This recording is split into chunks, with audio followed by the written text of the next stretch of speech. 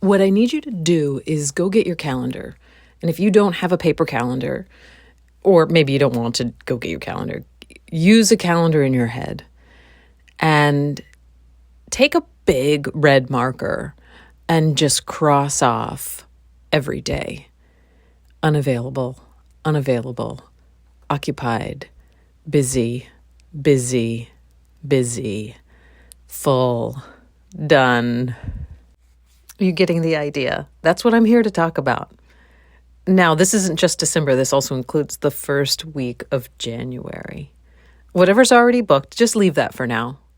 But every single open space, book it for yourself. You're going to need it. December's occupied, it's full, it's unavailable for extra nonsense. December is for an enormous gift. December is your time to be present. You are the present. I know it's silly. You are the best present you could ever give, you could ever receive. You are coming home to yourself. And whether you feel that you do this well or you do this poorly or it's successful or unsuccessful, the attempt itself is the thing, the trying to let go of extraneous activities. And I don't mean like Christmas caroling or it's those kinds of activities. For me, for me, I'm just laughing. Please go watch Maria Bamford talk about for me. Hang on. I have a lot of white girlfriends in Los Angeles because that's what I am. I'm white and tiresome. I'm tiresome. And all my girlfriends seem to use this phrase when they want to tell me a thing or two about a thing or two. And it's how it goes is, you know what, for me, they're about to drop some knowledge on you. Oh, now I can't even remember what it was that I was going to what that knowledge was that I was going to drop on you after I said, for me. I had to go back. What I was talking about are these activities that are people-pleasing activities. All of the doing that is part of everyday life, but when the doing is around pleasing someone else or pleasing our ideas of our own self, I must be this for this reason, that aren't completely authentically expressive of who we are in the moment now. And this is as simple as answering the phone when you're not prepared or feeling the desire to have that conversation. Do you see what I mean? So December is this moment of stopping and rethinking how we do things to align ourselves to our deepest ability to contact our integrity. We're always whole. I know we're always whole. We're always all of it all the time. But when we attach our consciousness, our breath and our consciousness to our integrated self, something kind of magic happens. Some other sort of engine kicks into gear, and it's like putting wings on our feet. And that's what we have to look forward to with this full moon in December.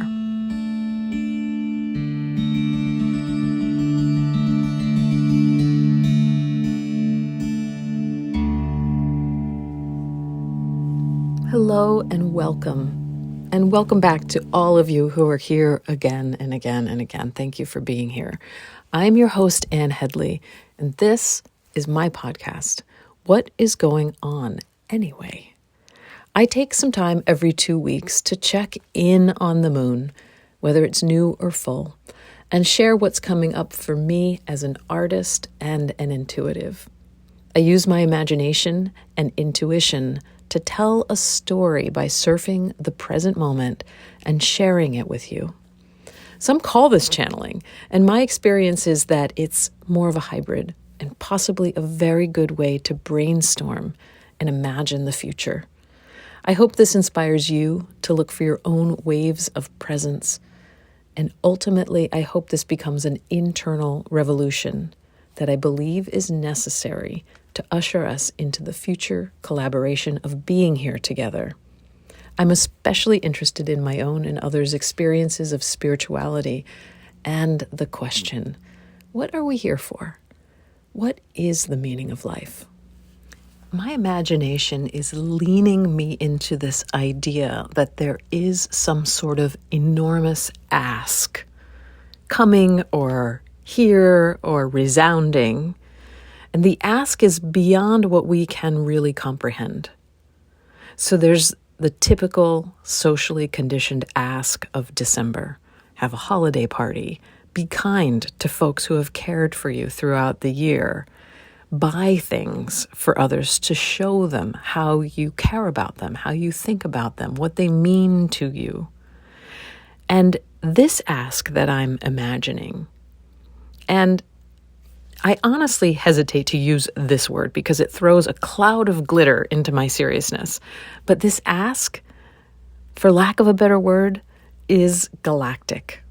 Like we are being ambassadors to the known universe, and unknown for that matter. But the ask is to completely occupy yourself, to be yourself in your sleeping and your eating and your wanting and your making, not for anyone else, not for any idea of who you could be or who you should be or who you used to be, but who you are right now at this moment in time, this December of 2025. Who are you? Do you even know? This is your job. This is why you need to clear your calendar. As you practice being you, the you that's eating, sleeping, resting, playing, you are showing all of creation what you're made of. And there's this great celebration around that. Every mundane bit of that. Every part that you have judgment around. Oh, this is amazing. And oh, this is terrible. All of it completely, fully encompassing. So you're always doing this anyway. The practice, the reason that it matters is that you watch it with the eyes of being honored, being celebrated for every single part of what you bring to the table of your being.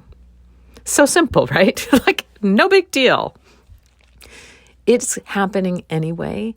When you bring the light of your own consciousness to it, that's when, I talked earlier about some engine turning on, some gears beginning to turn where you have wings coming out of your feet. I don't even know what the mythology is around wings coming out of your feet. That's Achilles, right? There's something about this that it's time to turn those wings on.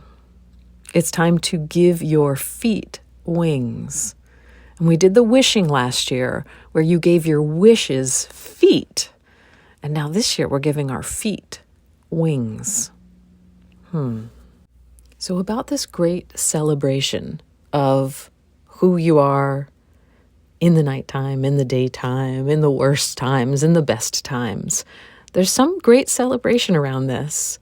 And if you listen very carefully, you may even hear a kind of unstruck sound that is cheering and clapping and praising your every move. How you notice things, how you feel grumpy before you eat, how you say things you don't mean just so you can be left alone and crawl under the covers, and how you remember something because of a smell from long ago, and how you just love that cute animal smushy face, and how you melt by a warm fire or a warm shower or bath, and how the soft socks feel lovely on your feet. So that's the instruction. Get busy by booking your own self for your own self. And if you're someone like me with a calendar that you fill out and you have time slots and all of that, fill as many of those as you can with yourself.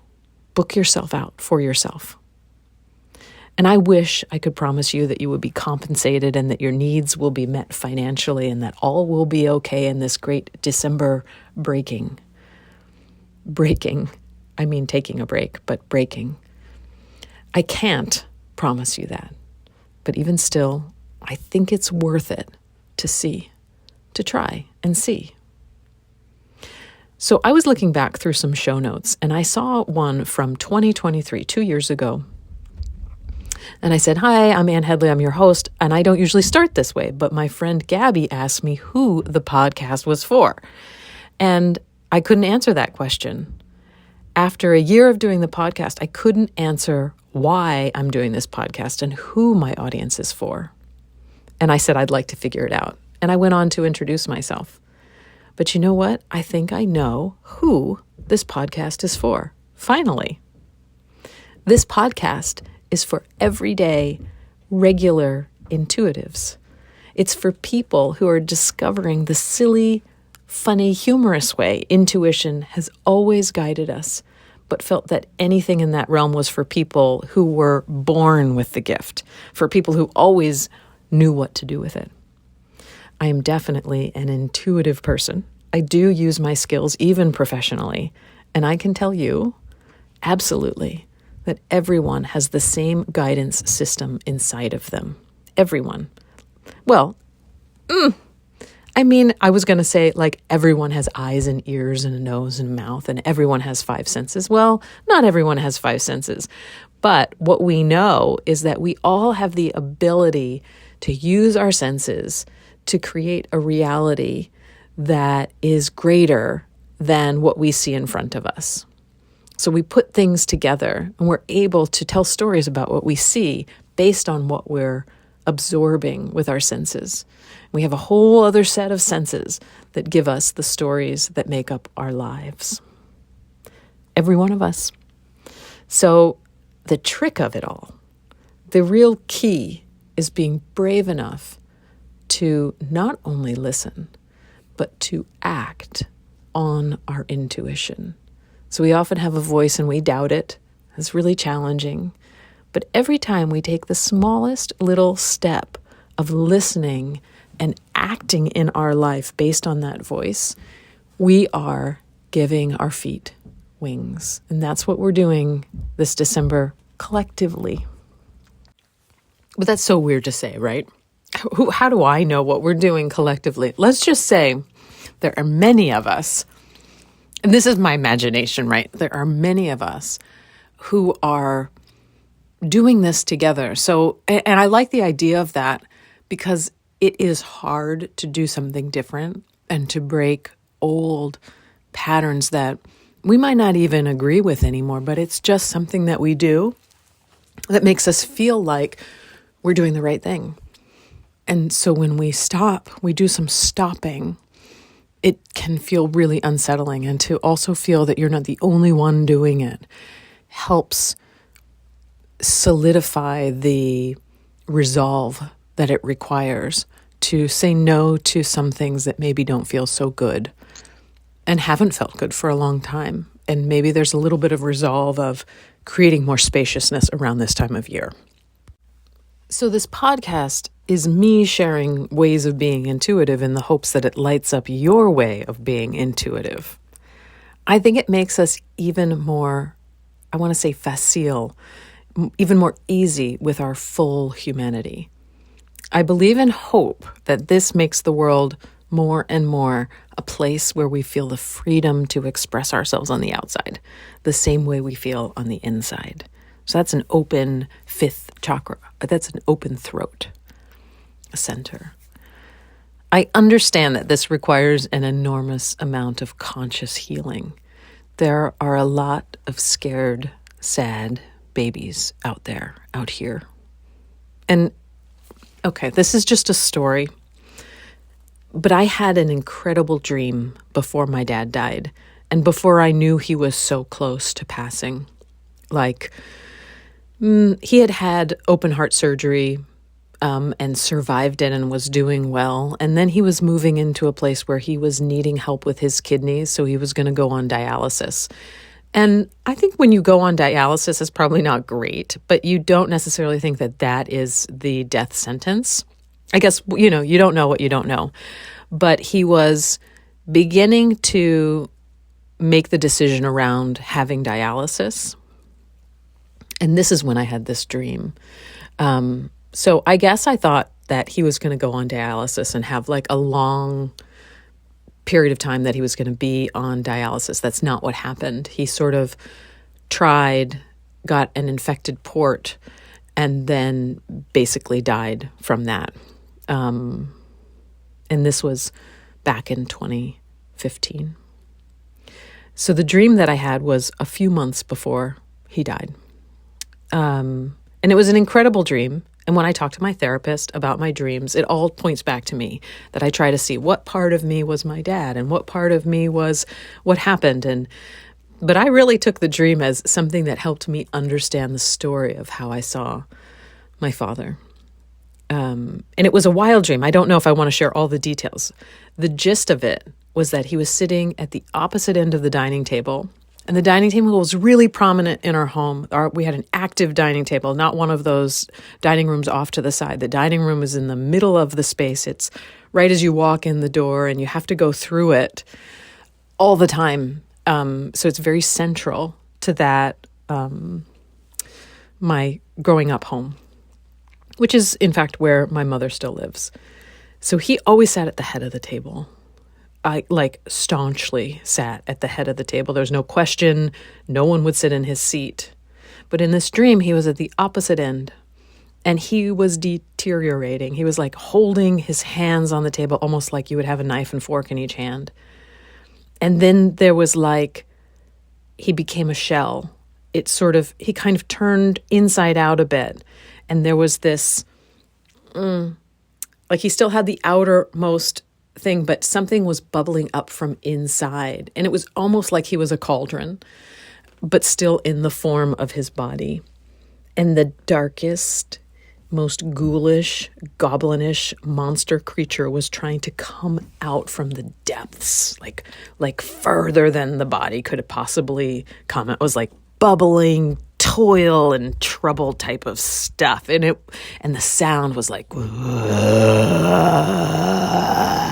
it was, it sounds a little silly right now. It was absolutely terrifying. The scariest, I didn't want anything to do with whatever was coming out of that. And in this dream, this was like the last battle my father was trying to contain and hold and keep it in. And then when he died around 3 months later, I saw the dream as a story of how I knew my father. I really feel that he held so many of these demons inside of him with the idea that he was protecting them from the world. He was containing them. Now, who knows? It seemed like noble.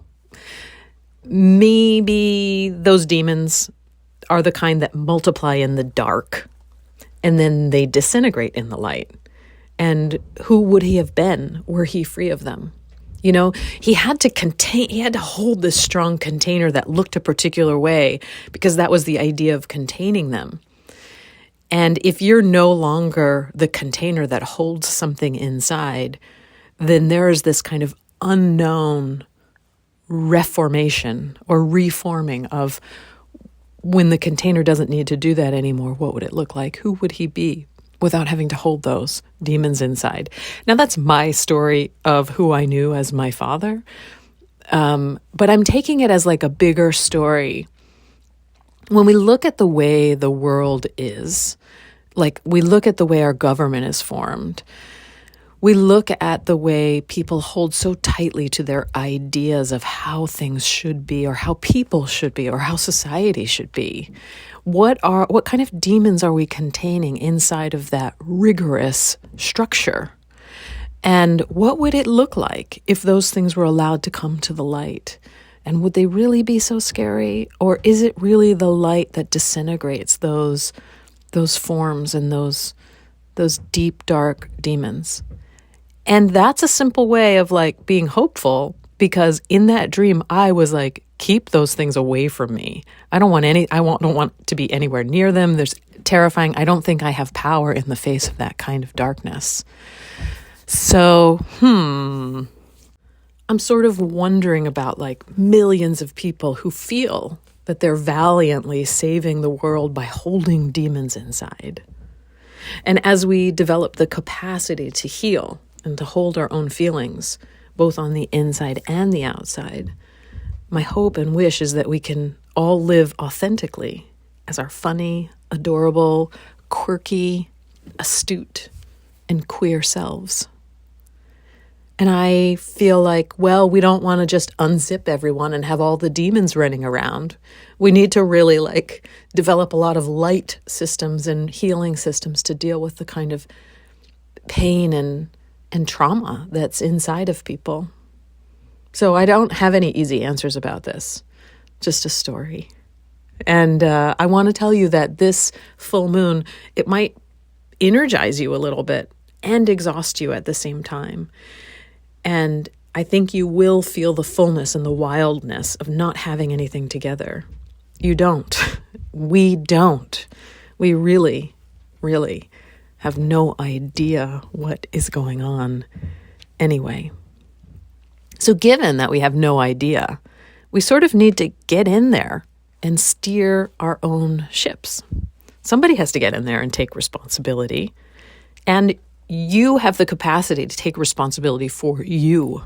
I have the capacity to do it for myself. I could do a good job at that one job, that one steering. I can't steer anyone else's ship. I shouldn't steer anyone else's ship.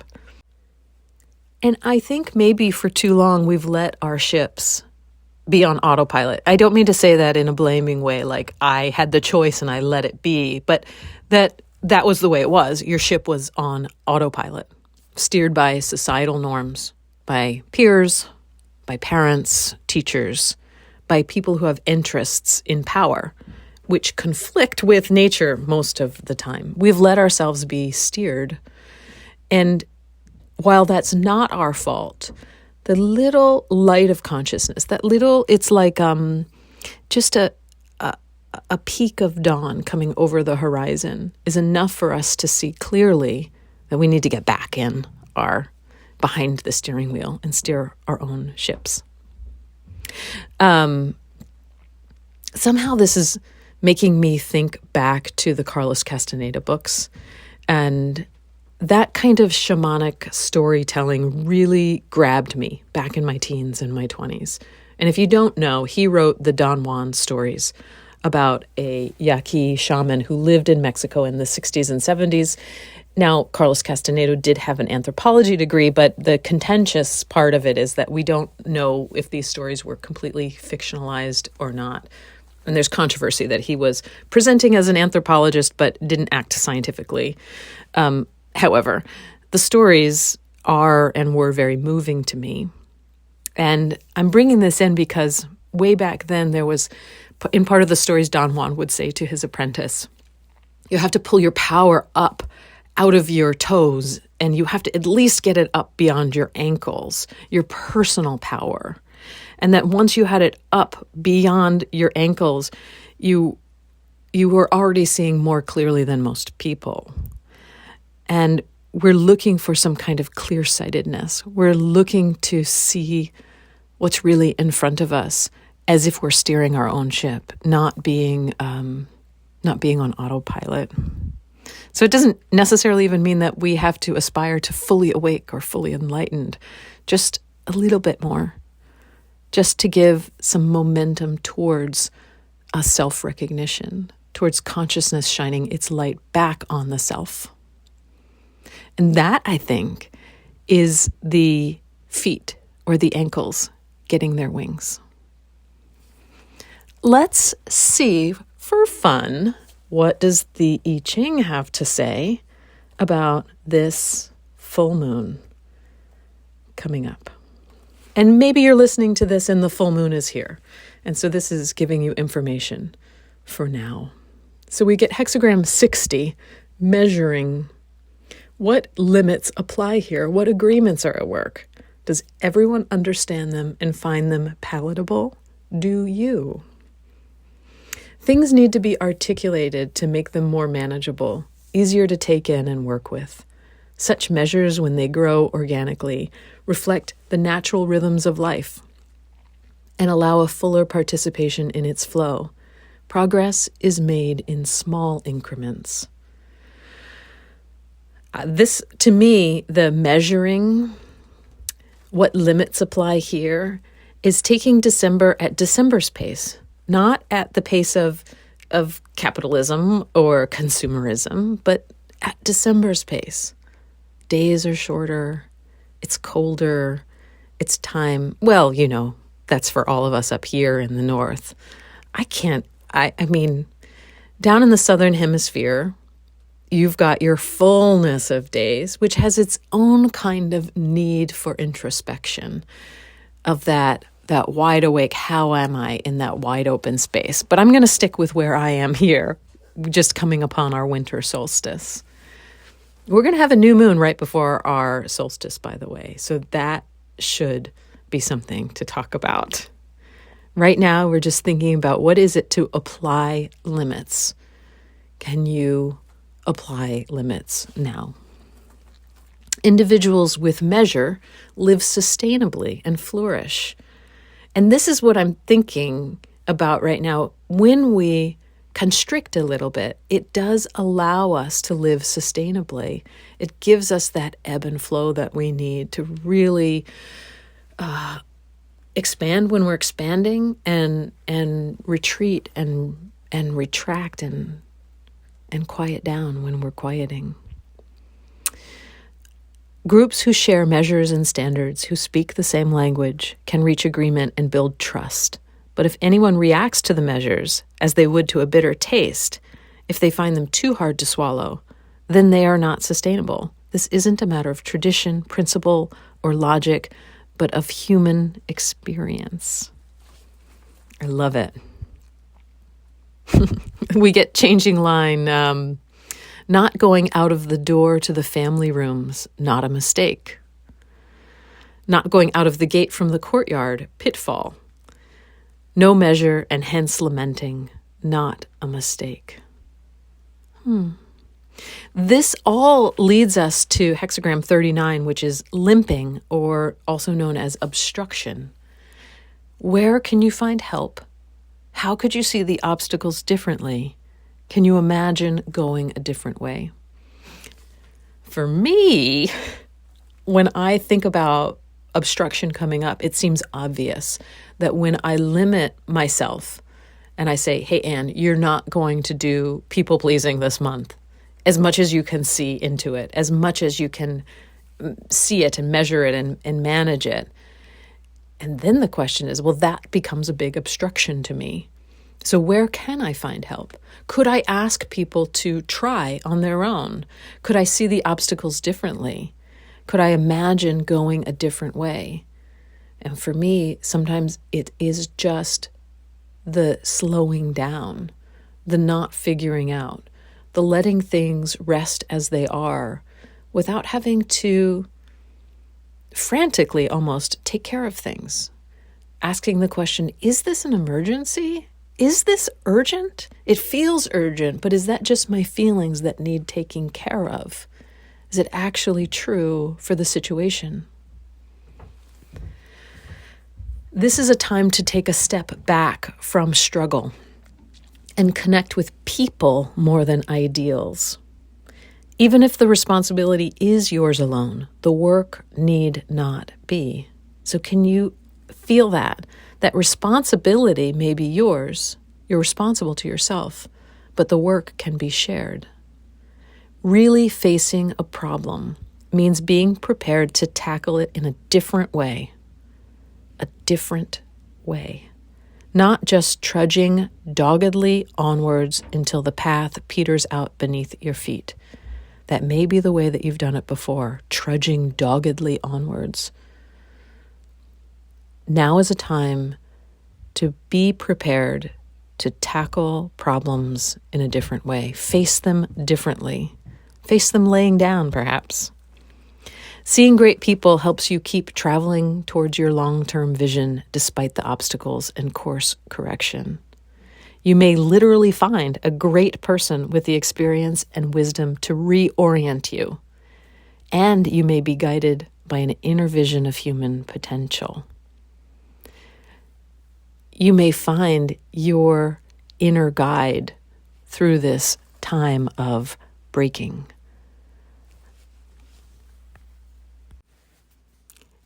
And that is complete. That is our full moon. May you be well, and may you know peace. And may all beings everywhere, whether known to us or unknown, may they be well, and may they know peace.